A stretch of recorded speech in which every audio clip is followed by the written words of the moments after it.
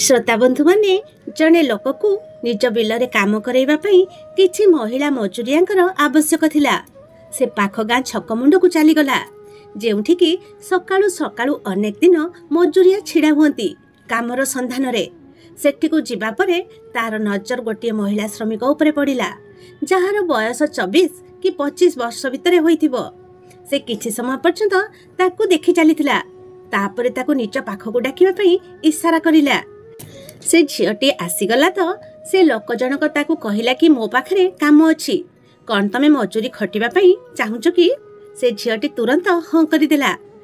से लोकटी को 4-5टी मजूरियांकर आवश्यकता थिला। सेथिपई से आउ 3-4 जन महिला मजूरिया को निज सहित नहीं जाबा पई खोजिक रेडी करिनेले।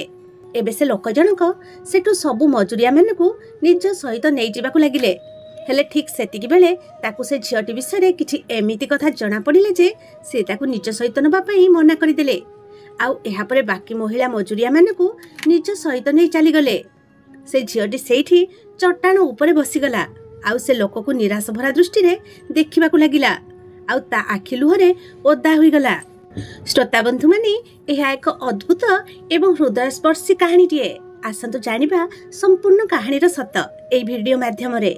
हेले वीडियो रे आगको बढ़िबा पूर्वरु आपण मानको विनम्रतार सहित अनुरोध करूछि जे आपण वीडियो को गोटे लाइक करि दियंतु। आउ जदि मो चैनल को प्रथम थर आछिचंती तबे चैनल को सब्सक्राइब करबा को जम्मा भी भूलंतुनी। श्रोता बंधु माने ए कहानी नयागढ़ जिल्लार। से लोकर ना रवि। रवि विदेश रे सऊदी अरब रे 3 वर्ष पर्यंत काम करिला। हेले कोरोना महामारी भितरे जेतेबेले लॉकडाउन लागिला तो सेतेबेले ताकू विदेश रे अनेक समस्यार सामना करिया को पड़िला आउ विदेश जिबार इच्छा भांगी गला।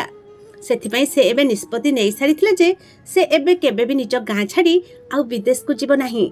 जहा भी काम करिवार अछि निज गाँ रे घरे रही के ही करिवार अछि। गाँ रे तार 5-6 एकर चाष जमी थिला तो से निज जमी रे 3-4 लाख टंका जहा कि ता पाखरे पूर्वरु संचित थिला से सब पैसा लगई से एक चारा गछर नर्सरी रेडी करिबा कथा भाबिला। आउ सेथिपई ही से छक मुंड को मजूरिया मानको आनिबा पई जाइथिला तो सेठी तार दृष्टि जने 24 वर्षीय महिला उपरे पड़िला जार ना मधु थिला। किछि समय पर्यंत से ताकू देखि चलिला जे ए झीटी केते सुंदर। ताकू देखि एमिति लागु नथिले जे से मजूरी खटिबा पई एठिक आसीची। हेले किछि समय परे से बुझीगला जे ये मजूरिया बोली। सेथिपई से ताकू निज पाखकु डाकी कहिला कि मो पाखरे काम अछि कौन तमे मजूरी खटिबा पई जीवो। तो से झीटी तुरंत ही हाँ करदेला। आउ तापरे से आउ 4 जन महिला मजूरिया को खोजिला आउ समस्त को ऑटोरे बसई देला।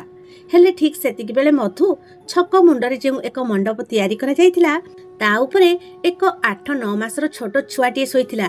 मधु ताकू निज कोଳରେ धरिला आउ ऑटोरे बसिबाकू लागिला। रवि ताकू छुआ सहित देखिला तो कहिला कि अरे ये कौन एते छोट छुआटी कहार। तो मधु उत्तर देला कि बाबू ये मो छुआ। तो रवि कहिला कि तमे एते छोट छुआ को निज सहित धरी केमिति काम करि परिबो। ये तो सेठी तुमको दिन सारा हैरान करिवो। तमे सेठी काम करिवो ना याकू संभालिबो। तो मधु कहिला कि बाबू एमिति कथा नुहे मो झियो बहुत हस खुशी रे रुहे से मते हैरान करेनी मु ताकू निज सहित रखी काम करिनिए। एमिति नुहे जे मु मो झियो पई कम काम करिवि मु बेस भलो बाबरे काम करिनिए आपण मते भी निज सहित काम को नै चलंतु। तो रवि कहिला कि देख मु क्षमा चाहूची छुआ को साथी रे धरी तमे काम खोजिबा पई बाहरी पड़िच तमे रहिबा को दियो।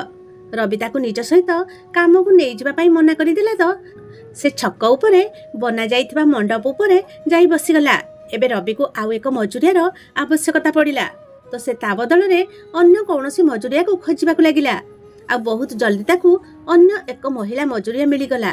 तो रवि समस्त को ऑटोरे बसी सेठु जिबा को लागिला। जिबा समय गोटे थर से पुणी पछकु बुली मधु आड़ को चाहिबा को लागिला। मधु निज छुआ सहित मन दुखरे बसीथिला आउ ताकू देखि सफा सफा जना पड़ुथले जे ता आखि लुहरे छल छल होई जाइथिला। हेले वर्तमान तो रवि से स्त्री लोक मानकु नै चली गला। रवि महिला मजूरिया को एइथि पई खोजुथिला काहेकि ना पुरुष मजूरिया माने मजूरी बाबद को दिन को 500 टंका नउथले आउ महिला मजूरिया माने मजूरी बाबद को 250 टंका रु 300 टंका नउथले। आउ एमितिरे भी नर्सरी रे काम भी बेसी परिश्रम करबा को पड़ी न थाए केवल छोट छोट पॉलिथिन रे माटी गोबर आ खतकु मिसई भरिबार थिला काहेकि ना से निज काम एबे एबे ही आरंभ करिथिला। सेइथपई से महिला मानकु ही काम रे रखिबा पई उचित मने कला आ 4-5 जन महिला मजुरिया मानकु निज सहित नेइके आसिला। दिन सारा नर्सरी रे काम चलिला आ संध्यारे से पुणी से महिला मानकु सेठी छाडी देई आसिला। ता परदिन सकाळे से पुणी मजुरिया आनिबा पई पहुंचिला। सबु महिला मजुरिया माने ताकु चारिपटु घेरी नेले। मधु भी दौड़ी दौड़ी आसिला हेले जेतेबेले देखिला कि ये होची सेई लोक जी कि काली आसीथिला तो से पछकु हटी गला आउ फेरी जाई छक मुंडरे छिड़ा होई गला। हेले आजिर पिता को कहले कि एठिके आस चलो किछि कथा नहीं आज तमे भी चलो। से मधु को निज सहित नहीं गला तो मधु बहुत खुशी होई गला। से निज सहित आउ 3-4 जन मजुरिया को निज सहित नहीं नर्सरी रे पहुंच गला आउ सबु महिला मानकु निज निज काम जणई तांकु बुझेई देला। आउ मधु को जे काम से गोटे थर बुझेई देउथला तो पुणी द्वितीय थर ताकु बुझेइबार आवश्यकता पड़ु नथिला। से बहुत मन ध्यान देई परिश्रम करी सफा सुतुर भाबरे से काम को करिबारे लागि पड़िला। गोटे घंटा भितरे अन्य महिला माने पाखापाखि 50टी पॉलिथिन रे माटी भरुथिले तो सेठी मधु गोटे घंटा भितरे पाखापाखि 60 रु 70टी पॉलिथिन रे माटी भरी दउथला। जहाको देखिबा परे रवि भी मने मने भाबिबाकू लागिले जे सतरे ये बहुत परिश्रमी मु तो काली ताकू बेकारटारे भूल बुझी नेली। आ मधु निज छुआ को छाई तले सुई देई ता पाखरे गोटे 2टी खेलना रखि देइथिला। छुआटी आराम रे सेठी बसी खेली चलीथिला। हेले जेतेबेले पाखापाखि गोटे घंटा कि 2 घंटा बीती गला तो छुआटी आंठेई आंठेई मधु पाखकू आसीगला आ निज माँ को धरी छिड़ा हेबा पई चेष्टा करिला हेले से पड़ी गला। एहा परे छुआटी कांदिबाकू लागिला आ निज माँ पाखरे ताकू कोଳରେ धरिबा पई जिद्दी करिला। हेले रवि भी सेठी थिला। से तांको पछे पछे मंजी को पॉलिथिन रे थिबा माटी रे पोतुथिला। रवि से छुआटी को देखि चलीथिला जे छुआटी हैरान हेउची हेले मधु निज काम रे लागि रहुथिला। मधु को डर लागुथिला जे जदि मु मो छुआ को चुप करेबी तो मो छुआ पई मालिक मते काली काम पई डाकिबे नाही काहेकि ना एठी काम अनेक दिन धरि चलीबार अछि मोर बेस भल मजूरी होई जिवो। हेले एबे रवि छुआटीर कांद देखि सही पारला नाही तो से निज काम को छाड़ी छुआटी को निज कोଳରେ धरि नेला आ कहले कि अरे कोन हैला कोन तते भोक लागुची माँ एबे व्यस्त अछि आ तू तो माटी रे मैला होई जाइचु।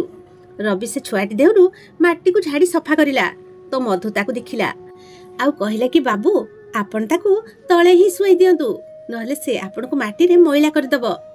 तो रवि कहला कि किछि कथा नाही एबे तो अनेक समय होई गलानी तमे एमिति कर जे तुमे याकु नियो आउ टिके संभाली दियो।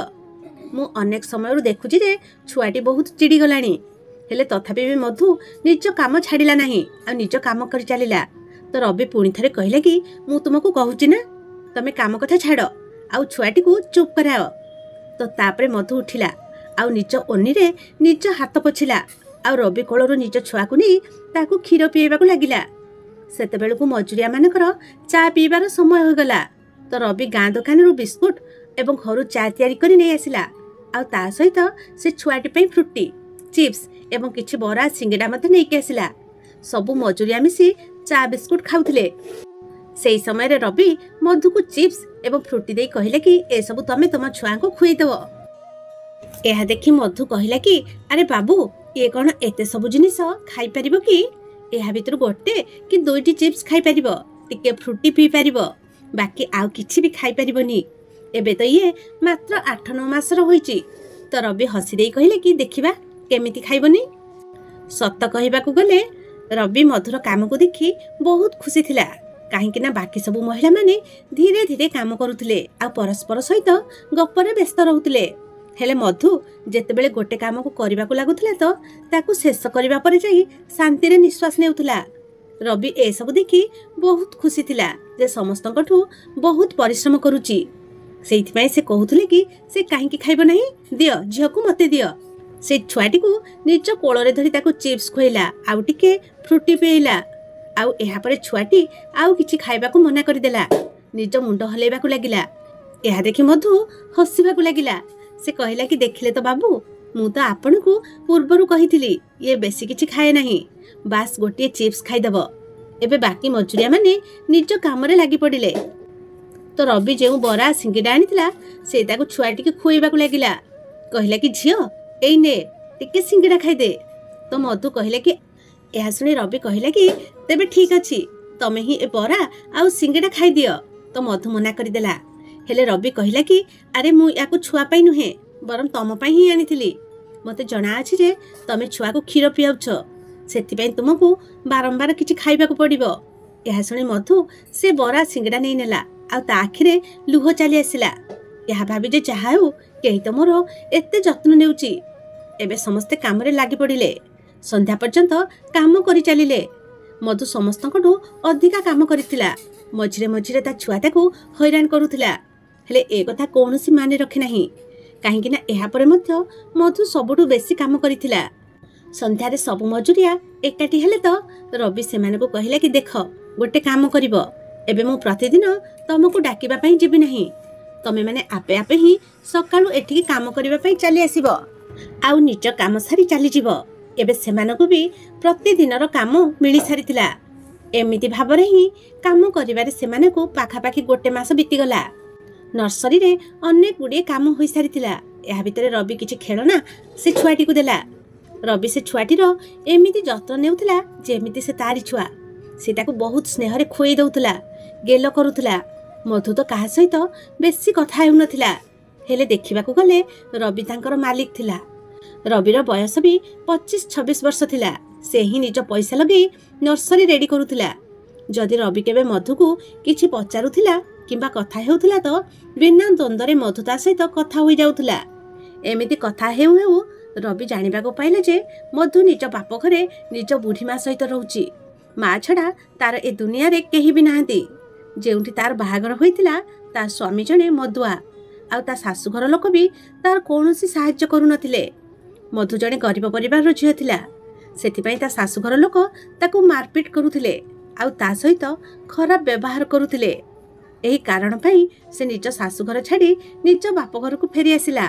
ସେତେବେଳେ ତା ଝିଅ କେବଳ 2 ମାସର ଥିଲା ଆଉ ସେ ପୂର୍ବ 6 ମାସରୁ ନିଜ ବାପଘରେ ରହୁଛି। ଯେତେବେଳେ ସେ ନିଜ ଛୁଆଙ୍କୁ ସାଥିରେ ଧରି କାମ ଖୋଜେ ତ ଅଧିକାଂଶ ଲୋକ ତାକୁ କାମରେ ରଖିବା ପାଇଁ ମନା କରିଦେଉଥିଲେ।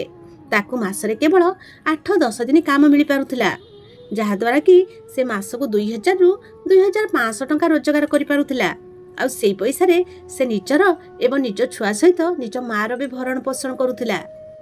ରବି ତା ବିଷୟରେ ଜାଣିବା ପରେ ତାକୁ ପସନ୍ଦ କରିବାକୁ ଲାଗିଲା। ସେ ଭାବୁଥିଲା କି କାଶ ମଧୁ ଭଳି ଜୀବନସାଥୀ ମୋତେ ମିଳିଥାନ୍ତା କି, ଯିଏକି ମୋ ପାଦ ସହିତ ପାଦ ମିଶେଇ ଚାଲିଥାନ୍ତା। ମଧୁ କେତେ ବୁଦ୍ଧିମାନ, ପରିଶ୍ରମୀ ଏବଂ ଚତୁର। ଅନ୍ୟ ମଜୁରିଆ ମାନେ ତାଠୁ କେତେ ଅଧିକ ବୟସର ଏବଂ ଅଭିଜ୍ଞତା ମଧ୍ୟ, ହେଲେ ତଥାପି ବି ସେ ସମସ୍ତଙ୍କଠୁ ବହୁତ ବେଶୀ କାମ କରୁଛି। ଏମିତି ହିଁ ଦିନ ପରେ ଦିନ ବିତି ଚାଲିଲା। ତ ଗୋଟେ ଦିନ ରବି ମଧୁ ପାଖରେ ବିଲରେ ଯାଇ ବସିଗଲା ଆଉ କହିଲା କି ତମେ ବହୁତ ସୁନ୍ଦର। ହେଲେ ମଧୁ ତା କଥାକୁ ଅଣଦେଖା କରିଦେଲା। ଆଉ ରବି ତାପରେ ପୁଣି କହିଲା କି ମୁଁ ତୁମକୁ କିଛି କହୁଛି ମଧୁ, ଯେ ତମେ ବହୁତ ସୁନ୍ଦର ଆଉ ବହୁତ ପରିଶ୍ରମୀ। ତମେ ଦେଖିବାକୁ ଯେତେ ସୁନ୍ଦର, ତୁମେ ନିଜ କାମକୁ ମଧ୍ୟ ସେତେ ସୁନ୍ଦର ଭାବରେ କରୁଛ। ମଧୁ ବା ଏବେ କେତେ ଆଉ ଚୁପ୍ ରହିଥାନ୍ତା, ସେ କେବେ ପର୍ଯ୍ୟନ୍ତ ବା ତା କଥାକୁ ଅଣଦେଖା କରିଥାନ୍ତା। ସେଥିପାଇଁ ସେ କହିଲା କି ବାବୁ ଥାଉ, ରହିବାକୁ ଦିଅନ୍ତୁ। ମୋ ସୁନ୍ଦରତାକୁ ଆପଣ କ'ଣ ବା କରିବେ? ଆପଣଙ୍କୁ ତ ମୋ କାମରେ ମାନେ ରଖିବା ଉଚିତ, ନାହିଁ ମୋ ସୁନ୍ଦରତା ସହିତ। ତ ରବି ତଥାପି ବି କହିଲା କି ଏମିତି କିଛି କଥା ନାହିଁ, ତମେ ବହୁତ ସୁନ୍ଦର। ଆଜି ରବି ସାରା ଦିନ ମଧୁର ଆଗ ପଛରେ ଘୁରି ବୁଲିଲା ଆଉ କଥା କଥାରେ ତାର ବହୁତ ପ୍ରଶଂସା କରୁଥିଲା। ଏହା ଭାବି ଯେ ବୋଧେ ମଧୁ ମୋ ସହିତ ଟିକେ କଥା ହୋଇଯିବ। ହେଲେ ମଧୁ ତାର କୌଣସି କଥାର କୌଣସି ସିଧା ଉତ୍ତର ଦେଲା ନାହିଁ। କେବେ କେବେ 1-2 ପଦ କହିଦେଉଥିଲା। ଏବେ ସନ୍ଧ୍ୟା ସମୟରେ ସମସ୍ତେ ନିଜ ନିଜ ଘରକୁ ଫେରିଯିବାକୁ ଲାଗିଲେ।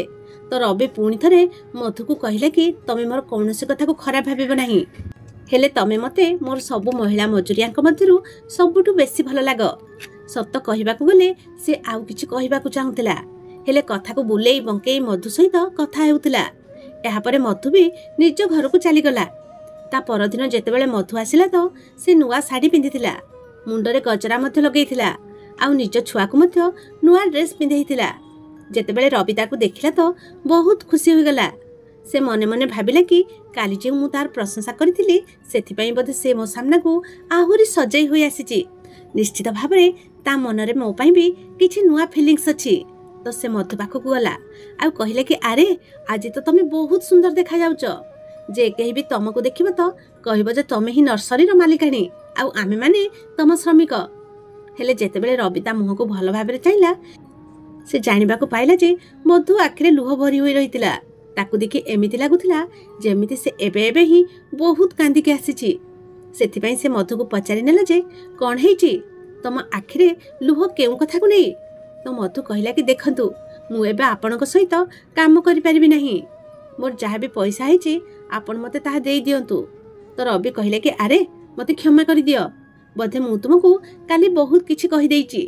ତ ମଧୁ କହିଲା କି ନା ନା, ଆପଣଙ୍କର କୌଣସି ଭୁଲ ନାହିଁ, ଆପଣ ତ ଜଣେ ଭଲ ମଣିଷ। ହେଲେ କାଲି ସନ୍ଧ୍ୟାରେ ମୋ ସ୍ୱାମୀ ଆମ ଘରକୁ ଆସିଥିଲେ, ମୋ ସହିତ ଝଗଡ଼ା କରିଲେ, ମୋତେ ହାତ ଉଠେଇ ବାଡ଼େଇଲେ, ବହୁତ ଖରାପ ଭାଷାରେ ଗାଳି କରିବା ଆରମ୍ଭ କଲେ, ମୋ ଉପରକୁ ଆଙ୍ଗୁଠି ଉଠେଇଲେ, ବହୁତ ଖରାପ ଖରାପ ଦୋଷ ଲଦି ଦେଲେ, ଆଉ କହିଲେ କି ମୁଁ ଏଠି ମୋ ବାପ ଘରେ ରହି ଧନ୍ଦା କରୁଛି, ଯେତେବେଳେ ସତ ଏହା ଯେ ମୁଁ ଏଠି ରହି ବହୁତ କଠିନ ପରିଶ୍ରମ କରି ନିଜ ପେଟ ପୋଷୁଛି। ହେଲେ ସେ ଏମିତି ଭାବରେ ମୋତେ ଅନେକ କଥା ଶୁଣାଉଛନ୍ତି। ତ ଏଇ କଥା ଶୁଣିବା ପରେ ରବି ସ୍ତବ୍ଧ ହୋଇଗଲା ଆଉ କହିଲା କି କ'ଣ ତମେ ମୋତେ ପଇସା ନେବା ପରେ ଆଉ କେବେ ବି କାମକୁ ଆସିବ ନାହିଁ? ତ ମଧୁ ସେଇଠି କାନ୍ଦିବାକୁ ଲାଗିଲା ଆଉ କହିଲେ କି ଆମ ଆଖପାଖ ପଡ଼ୋଶୀରେ ସମସ୍ତେ କହୁଛନ୍ତି ଯେ ତୁ ନିଜ ଶାଶୁ ଘରକୁ ଚାଲିଯା, ନିଜ ସ୍ୱାମୀ ସହିତ ଫେରିଯା। ହେଲେ କାହାକୁ ବା କ'ଣ ଜଣାଅଛି ଯେ ମୁଁ ସେଠି କେତେ କଷ୍ଟ ଆଉ ପୀଡ଼ା ସହ ନିଜ ଜୀବନ ବିତାଉଛି। ମୋ ବାହାଘରକୁ 3 ବର୍ଷ ହୋଇଗଲାଣି, ହେଲେ ସେ ମୋତେ କେବେ ବି ଭଲରେ ସେଠି ରଖିନାହାନ୍ତି। ନାହିଁ ମୋ ଛୁଆଙ୍କୁ ଭଲ ପାଆନ୍ତି, ନାହିଁ ତାର ଯତ୍ନ ନିଅନ୍ତି। ମୋ ଝିଅ ପାଇଁ କେବେ ହେଲେ ବି ନୂଆ ଡ୍ରେସ୍ କିଣି ଦେଇନାହାନ୍ତି। ସେ ଯାହା ବି ପଇସା ରୋଜଗାର କରନ୍ତି ସେ ପଇସାରେ ସେ ମଦ ପିଇ ଦିଅନ୍ତି। ତାଙ୍କ ଘର ଲୋକ ବି ସମସ୍ତେ ବିଲକୁଲ ତାଙ୍କ ଭଳି। ମୁଁ ବହୁତ କଷ୍ଟରେ ସେଠୁ ଖସି ମୋ ବାପ ଘରକୁ ଚାଲି ଆସିଲି। ଏହା ଜାଣିକି ମଧ୍ୟ ମୋ ମା ପାଖରେ କିଛି ବି ନାହିଁ, ହେଲେ ଏଠି ମୋତେ ଟିକେ ଶାନ୍ତିରେ ରହିବା ପାଇଁ ତ ମିଳୁଛି। ତାପରେ ରବି ତାକୁ ପଚାରିଲା ଯେ ସେ ତମ ଘରକୁ ଏବେ କ'ଣ ପାଇଁ ଆସିଥିଲା? ତ ମଧୁ କହିଲା କି ସେ ଏମିତି ହିଁ ପ୍ରାୟ ସମୟ ଆସେ, ମାସେ 2 ମାସରେ ଥରେ ରାତିରେ ଆସନ୍ତି ଆଉ ନିଜ ଇଚ୍ଛା ପୂରଣ କରି ସକାଳେ ଚାଲିଯାଆନ୍ତି। କାଲି ଯେତେବେଳେ ସେ ଆସିଥିଲେ ତ ମୁଁ ତାଙ୍କ ପାଖକୁ ଗଲି ନାହିଁ, ତାଙ୍କ ସହିତ କିଛି ବି କଥା ହେଲି ନାହିଁ।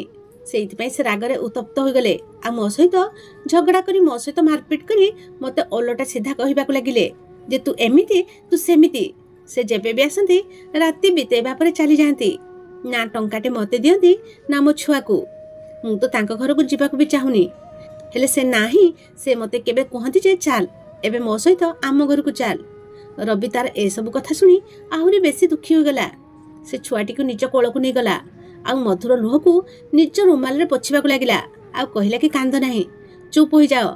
ହେଲେ ଠିକ୍ ସେଇ ସମୟରେ ମଧୁର ସ୍ୱାମୀ ସେଠିକୁ ମାନେ ନର୍ସରୀକୁ ବି ଆସିଗଲା ଆଉ ଆସିବା ମାତ୍ରକେ ମଧୁକୁ ଗାଳି ଦେବାକୁ ଲାଗିଲା, ତାକୁ ୟାଡୁ ସେଡୁ କଥା କହିବାକୁ ଲାଗିଲା।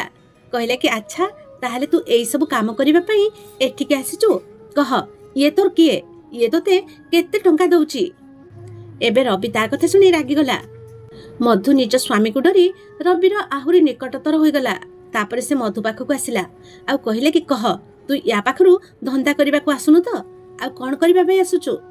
ସେ ଜୋରରେ ମଧୁର ହାତକୁ ଧରି ନେଲା ଆଉ କହିଲେ କି ଚାଲ ଆଜି ଘରକୁ ଗଲେ ଆଜି ତୋ କଥା ମୁଁ ବୁଝିବି, ଆଜି ମୁଁ ତୋତେ ଏକାଥରକେ ବାଟକୁ ନେଇ ଆସିବି।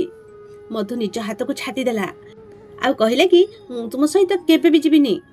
ତା ସ୍ୱାମୀ ପୁଣି ଥରେ ମଧୁର ହାତକୁ ଧରି ନେଲା ଆଉ ତାକୁ ଧକ୍କା ଦେଇ କହିଲା କି ଦେଖିବା ତୁ କେମିତି ଯିବୁନି, ମୁଁ ତୋତେ ଧକ୍କା ମାରି ମାରି ଟାଣି ଟାଣୁ ଏଇଠି ନେଇକି ଯିବି। ସେ ମଧୁକୁ ଜୋରରେ ଟାଣିଲା ତ ମଧୁ ତଳେ ପଡ଼ିଗଲା, ତା ଶାଢ଼ୀ ଏପଟ ସେପଟ ହୋଇଗଲା। ଛୁଆଟିକୁ ରବି ନିଜ କୋଳରେ ଧରିଥିଲା। ଏସବୁ ଦେଖି ଛୁଆଟି ବି କାନ୍ଦିବାକୁ ଲାଗିଲା। ଏବେ ଯେମିତି ହିଁ ତା ସ୍ୱାମୀ ମଧୁକୁ ଟାଣି ଟାଣି 2-4 ପାଦ ଆଗକୁ ବଢିଲା ତ ମଧୁ ଜୋର ଜୋରରେ ଚିଲେଇ କାନ୍ଦିବାକୁ ଲାଗିଲା। ଏସବୁ ଦେଖି ସବୁ ସ୍ତ୍ରୀ ଲୋକମାନେ ମଧୁକୁ କାନ୍ଦିବାର ଦେଖି ତା ପାଖକୁ ଆସିଗଲେ। ଏବେ ରବି ବି ତା ସାମ୍ନାରେ ଯାଇ ଛିଡା ହୋଇଗଲା ଆଉ କହିଲା କି ବାସ୍ ବହୁତ ହେଇଗଲା, ଏବେ ତାକୁ ଛାଡ଼ି ଦିଅ, ସେ ତ ତମ ସହିତ ଯିବା ପାଇଁ ଚାହୁଁନି। ତ ସେ କହିଲା କି ନା ମୁଁ ୟାକୁ ଛାଡ଼ିବି ନାହିଁ, ତୁ ମୋର କ'ଣ କରିବୁ, ସେ ମୋ ସ୍ତ୍ରୀ, ମୋର ଯାହା ଇଚ୍ଛା ମୁଁ ତା ସହିତ ସେୟା କରିବି। ଯଦି ତୋର ସାହସ ଅଛି ତେବେ ତୁ ମୋତେ ଅଟକେଇକି ଦେଖା। ଏହା ଶୁଣି ରବି ତାର ଅନ୍ୟ ହାତଟିକୁ ଧରି ନେଲା ଆଉ ପଛପଟକୁ ମୋଡ଼ିଦେଲା। ସେ ଜୋରରେ ଚିଲେଇବାକୁ ଲାଗିଲା। ତ ରବି କହିଲା କି ଏବେ ବି ସମୟ ଅଛି, ତୁ ଭଲରେ ଭଲରେ ମଧୁକୁ ଛାଡ଼ିଦେ, ନହେଲେ ତୁ କୋଉ କୂଳର ରହିବୁ ନାହିଁ, ଏଇଠି ତୋ ହାତ ଭାଙ୍ଗିଦେବି। ଏବେ ସେ ଯନ୍ତ୍ରଣାରେ ଚିତ୍କାର କରୁଥିଲା। ସେ ତୁରନ୍ତ ହିଁ ମଧୁର ହାତ ଛାଡ଼ିଦେଲା। ବାକି ସ୍ତ୍ରୀ ଲୋକମାନେ ମଧୁକୁ ସାହାରା ଦେଇ ଛିଡ଼ା କରିଲେ, ତାକୁ ସମ୍ଭାଳିଲେ ରବି କୁ ବହୁତ ରାଗ ଆସୁଥିଲା। ସେ ମଧୁର ସ୍ୱାମୀକୁ କହିଲା କି ତୁ ତ ନିଜେ ରୋଜଗାର କରି ନିଜ ସ୍ତ୍ରୀ ଏବଂ ଛୁଆକୁ ଖାଇବାକୁ ଦେଇପାରୁନୁ। ଯଦି ଏବେ ଇଏ ମଜୁରୀ ଖଟି ପରିଶ୍ରମ କରି ନିଜ ପେଟ ପୋଷୁଛି ତ ତୁ ତା ଉପରେ ବିଭିନ୍ନ ପ୍ରକାରର ଦୋଷ ଲଦି ଦେଉଛୁ। ତୁ ଗୋଟେ ମଣିଷ ନା ପଶୁ? ତ ମଧୁର ସ୍ୱାମୀ କହିଲା କି ହଁ, ମୁଁ ମଣିଷ ନୁହେଁ, ମୁଁ ପଶୁ। କହ ତୁ ମୋର କ'ଣ କରିବୁ? ତ ରବି ତାକୁ ବୁଝେଇ କହିଲା କି ଦେଖ, ତୋର ଏଇଥିରେ ହିଁ ଭଲ ହେବ ଯେ ତୁ ଏଠୁ ଚୁପଚାପ ଚାଲିଯା। କାହିଁକି ନା ସବୁ କାହାଣୀ ମଧୁ ପାଖରୁ ପୂର୍ବରୁ ହିଁ ସେ ଶୁଣି ସାରିଥିଲା ଆଉ ତାକୁ ବହୁତ ରାଗ ଆସୁଥିଲା। ହେଲେ ସେ ମଧୁର ସ୍ୱାମୀ ହୋଇଥିବା କାରଣ ଯୋଗୁଁ ସେ ତାକୁ କିଛି କହିପାରିଲାନି। ତ ମଧୁର ସ୍ୱାମୀ କହିଲା କି ହଁ ହଁ ଠିକ୍ ଅଛି, ଏବେ ମୁଁ ସବୁ କିଛି ବୁଝି ସାରିଛି। ତୋ ଭଳି ଲୋକମାନେ ହିଁ ତା ମନ ଖୁସି କରିଦେଉଛନ୍ତି। ତୋ ଭଳି ଲୋକଙ୍କର ସେ ସେବା କରୁଛି, ସେଇଥିପାଇଁ ତୁ ତାକୁ ନିଜ ରକ୍ଷିତା କରି ରଖିଛୁ। ମଧୁର ସ୍ୱାମୀ ପୁଣି କହିଲା କି ମୁଁ ଏବେ ପୋଲିସ ଷ୍ଟେସନ ଯାଉଛି ଆଉ ତୋ ବିରୁଦ୍ଧରେ ଏଫଆଇଆର ଲେଖିବି। ତ ରବି କହିଲା କି ହଁ ହଁ ଯା, ତୋର ଯାହା କରିବାର ଅଛି କର। ହଁ ମୁଁ ତାକୁ ରଖିଛି, ସେ ମୋ ସ୍ତ୍ରୀ, ତୋର ଯାହା କରିବାର ଇଚ୍ଛା କର। ଏବେ ମଧୁର ସ୍ୱାମୀ ସେଠୁ ଗୁଣୁଗୁଣୁ ହୋଇ ଚାଲିଗଲା। ସେ ସେଠୁ ଚାଲିଯିବା ପରେ ବାକି ସବୁ ସ୍ତ୍ରୀ ଲୋକମାନେ କହିଲେ କି ବାବୁ, ଆପଣଙ୍କୁ ତାକୁ ଏମିତି ଛାଡ଼ିଦେବାର ନଥିଲା, ଏଇଠି ତଳେ ପକେଇ ବାଡ଼େଇଥାନ୍ତେ ତ ସେ ବୁଦ୍ଧି ଶିଖି ଯାଇଥାନ୍ତା। ତ ରବି କହିଲା କି ଏମିତି କେମିତି ମାରି ପାରିଥାନ୍ତି? ଯେତେ ଯାହା ହେଲେ ବି ସେ ମଧୁର ସ୍ୱାମୀ। କାଲି ଯଦି ମଧୁ କହିଥାନ୍ତେ କି ସମସ୍ତେ ମିଶି ମୋ ସ୍ୱାମୀକି ବାଡ଼େଇଲେ, ଆଉ ଏମିତିରେ ବି ଏସବୁ ଭଲ ଲାଗେ ନାହିଁ। ପାଟି ତୁଣ୍ଡ ଝଗଡ଼ା ଏସବୁ ଭଲ କଥା ନୁହେଁ। ଏପଟେ ମଧୁ କେବଳ କାନ୍ଦିବା ଛଡ଼ା ଆଉ କିଛି ବୁଝିପାରୁନଥିଲା। ସବୁ ସ୍ତ୍ରୀ ଲୋକମାନେ ମିଶି ମଧୁକୁ ଚୁପ୍ କରାଇବା ପାଇଁ ଚେଷ୍ଟା କଲେ। ରବି ବି ତାକୁ ସାନ୍ତ୍ୱନା ଦେଲା ଆଉ ଚୁପ୍ କରେଇଦେଲା।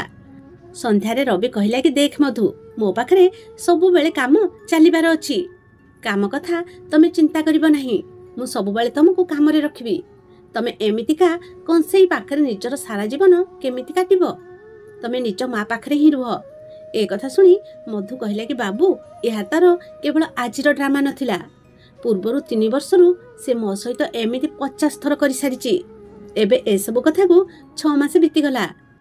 ନର୍ସରୀକୁ ଅନେକ ମଜୁରିଆ ଆସିଲେ ଏବଂ ଚାଲିଗଲେ। ହେଲେ ମଧୁ ପ୍ରଥମରୁ ଶେଷ ପର୍ଯ୍ୟନ୍ତ ରବି ନର୍ସରୀରେ କାମ କରୁଥିଲା। ବହୁତ ମନ ଧ୍ୟାନ ଦେଇ ବହୁତ ପରିଶ୍ରମ କରି ସେ କାମ କଲା। ତା ଝିଅ ବି ଏବେ 1.5 ବର୍ଷର ହୋଇଗଲା। ସେ ଏବେ ଟିକେ ଟିକେ ଚାଲିବାକୁ ଲାଗିଲା, କଥା ବୁଝିବାକୁ ଲାଗିଲା। ତ ସେ ଏବେ ମଧୁକୁ ବେଶୀ ହଇରାଣ ମଧ୍ୟ କରୁନଥିଲା। ଏବେ ନର୍ସରୀରେ ଚାରା ଗଛ ଟିକେ ବଡ଼ ହୋଇ ବିକ୍ରି କରିବା ପାଇଁ ରେଡି ହୋଇଗଲା। ଗୋଟେ ଦିନ ରବି ପାଖାପାଖି 15,000 ଟଙ୍କାର ଚାରା ବିକ୍ରି କଲା। ରବି ବହୁତ ଖୁସି ହେଇଗଲା। ମଧୁ ବି ବହୁତ ଖୁସି ଥିଲା। ତାଙ୍କ ଚାରିପାଖରେ ହରା ଭରା ସବୁଜିମା ଫୁଲରେ ଭରି ହୋଇଥିବା ଫୁଲ କୁଣ୍ଡରେ ଫୁଟିଥିବା ଫୁଲ ମହକୁଥିଲା। ରବି ସେ 15,000 ଟଙ୍କାରୁ 3,000 ଟଙ୍କା ବାହାର କରିଲା ଆଉ ମଧୁ ହାତକୁ ଧରେଇ ଦେଇ ତା ହାତକୁ ନିଜ ହାତରେ ଧରିନେଲା ଆଉ କହିଲେ କି ଏ ନର୍ସରୀକୁ ଯଦି ଆଜି ସଫଳ କରିପାରିଛି, ତେବେ ଇଏ ସବୁ ତମ ପରିଶ୍ରମର ଫଳ। ଏଥିରେ ତମର ବି ବହୁତ ବଡ଼ ଯୋଗଦାନ ରହିଛି। ଯଦି ତମେ ନଥାନ୍ତ, ତେବେ ବୋଧହୁଏ ମୁଁ ଆଜି ଏ ନର୍ସରୀରୁ ଏତେ ସଫଳ ହୋଇନଥାନ୍ତି। ରବି ମଧୁର ହାତକୁ ଧରିନେଲା ଆଉ କହିଲା କି ଏ ଫୁଲ ଭଳି ତୁମେ ବି ବହୁତ ସୁନ୍ଦର। ଆଉ ଆଜି ମୁଁ ଏକ ବହୁତ ଜରୁରୀ କଥା ତୁମକୁ କହିବା ପାଇଁ ଚାହୁଁଛି ଯେ ମୁଁ ତୁମ ବିନା ଆଉ ବଞ୍ଚିପାରିବି ନାହିଁ। ମୁଁ ତୁମକୁ ବହୁତ ଭଲ ପାଇ ବସିଛି।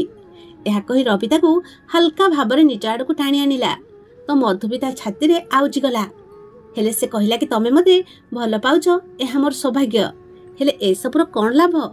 ଆଜି ନୁହେଁ ତ କାଲି ତୁମର ବାହାଘର ହୋଇଯିବ। ମୁଁ ଜଣେ ମଜୁରିଆ, ସେଥିପାଇଁ ମୋତେ ଗୋଟେ ମଜୁରିଆ ଭଳି ରହିବାକୁ ଦିଅ। ୟାଠୁ ଅଧିକ ଆଗକୁ ବଢ଼ିବାଟା ଉଚିତ ନୁହେଁ। ସେ ତାଠୁ ନିଜ ହାତକୁ ଛଡ଼େଇ ନେଲା ଆଉ ପଛକୁ ଯିବାକୁ ଲାଗିଲା। ତ ରବି ତାକୁ ଅଟକେଇ ଦେଇ କହିଲା କି ଇଏ ତମେ କେମିତିକା କଥା କହୁଛ? ଯେତେବେଳେ ମୁଁ ତୁମକୁ ହିଁ ଭଲ ପାଉଛି, ତେବେ ଆଉ କାହାକୁ ବାହା ହେବି କାହିଁକି? ତୁମକୁ ହିଁ ବାହା ହେବି। ଏ କଥା ମୁଁ ବହୁତ ପୂର୍ବରୁ ଭାବି ସାରିଥିଲି।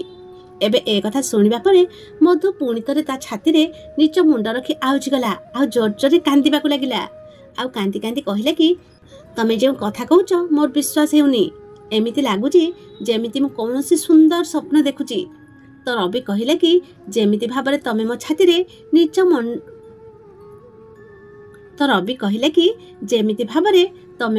ନିଜ ମୁଣ୍ଡ ରଖି ଆଉଜି ଯାଇ ମୋତେ କୁଣ୍ଢେଇ ଧରିଛ, ମୋର ବି ବିଶ୍ୱାସ ହେଉନି ଯେ ତମେ ବି ମୋତେ ଏତେ ଭଲ ପାଉଛ ବୋଲି।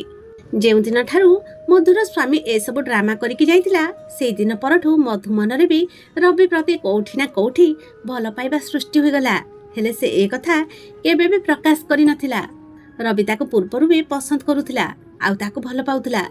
ରବି ନିଜ ଭଲ ପାଇବା କଥା ଅନେକ ଥର ପ୍ରକାଶ କରିବା ପାଇଁ ଚାହୁଁଥିଲା, ହେଲେ ମଧୁ ସବୁବେଳେ ତା କଥାକୁ ଭୁଲେଇ ଦେଉଥିଲା। ଏବେ ଏହାପରେ ରବି ମଧୁକୁ ବାହା ହେବାର ନିଷ୍ପତ୍ତି ନେଲା ଆଉ ଗାଁରେ ପଞ୍ଚାୟତ ବସେଇ ମଧୁର ପ୍ରଥମ ସ୍ୱାମୀଠୁ ତାକୁ ମୁକ୍ତ କରିଦେଲା ଆଉ ରବି ସହିତ ତାକୁ ପବିତ୍ର ବନ୍ଧନରେ ବାନ୍ଧି ଦିଆଗଲା। ରବି ଖୋଲା ହୃଦୟରୁ କାମ ଆରମ୍ଭ କରିଥିଲା ଆଉ ତା କାମରେ ବି ବହୁତ ଭଲ ପଇସା ରୋଜଗାର ହେଲା। ତା ଜୀବନ ବି ସୁଧୁରିଗଲା ଆଉ ସେ ମଧୁର ଜୀବନ ବି ସୁଧାରି ଦେଲା। ତା ନର୍ସରୀରେ ଯେତେ ସୁନ୍ଦର ଫୁଲ ଥିଲା ତାଠୁ ବେଶୀ ସୁନ୍ଦର ରବି ଆଉ ମଧୁର ହୃଦୟ ଥିଲା। ରବି ବି ଖୋଲା ଏବଂ ସଫା ହୃଦୟର ମଣିଷଟିଏ। ତାଙ୍କ ଝିଅ ବି ଏବେ ବଡ଼ ହୋଇ ଚାଲିଥିଲା। ତାଙ୍କ ପରିବାର ଏବେ ହସ ଖୁସିରେ ନିଜ ଜୀବନ ବିତେଇବାକୁ ଲାଗିଲା। ମଧୁର ମାଆକୁ ବି ରବି ନିଜ ସହିତ ନିଜ ପାଖକୁ ନେଇ ଆସିଲା। ଶ୍ରୋତା ବନ୍ଧୁମାନେ, ଆଜିର ଏହି କାହାଣୀଟିକୁ ନେଇ ଆପଣଙ୍କର ମତାମତ କ'ଣ ଆପଣ କମେଣ୍ଟ ବକ୍ସରେ ନିଶ୍ଚିତ ଜଣାନ୍ତୁ। ଆଶା କରୁଛି ଆଜିର ଏହି କାହାଣୀଟି ଆପଣମାନଙ୍କୁ ନିଶ୍ଚିତ ପସନ୍ଦ ଆସିଥିବ। ଆଉ ପସନ୍ଦ ଆସିଥିଲେ ଭିଡ଼ିଓକୁ ଲାଇକ୍, ସେୟାର ଆଉ ଚ୍ୟାନେଲକୁ ସବସ୍କ୍ରାଇବ୍ କରିବାକୁ ଜମା ବି ଭୁଲନ୍ତୁ ନାହିଁ। ଆଜି ପାଇଁ ରହୁଛି ବାଏ। ପୁଣି ଦେଖା ହେବ ଏକ ସୁନ୍ଦର କାହାଣୀ ସହିତ ଆଉ ଏକ ନୂଆ ଭିଡ଼ିଓରେ।